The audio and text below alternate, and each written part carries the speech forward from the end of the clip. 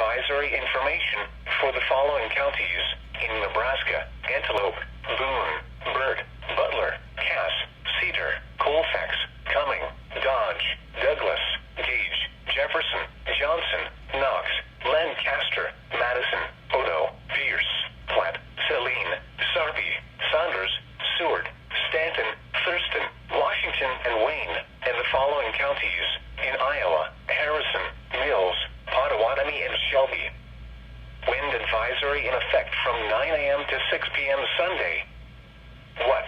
South winds 25 to 35 miles per hour with gusts up to 50 miles per hour expected.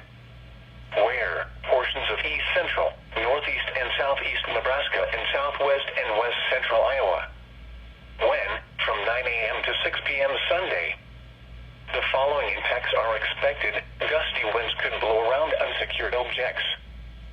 Tree limbs could be blown down and a few power outages may result. Use extra caution when driving, especially if operating a high-profile vehicle. Secure outdoor objects.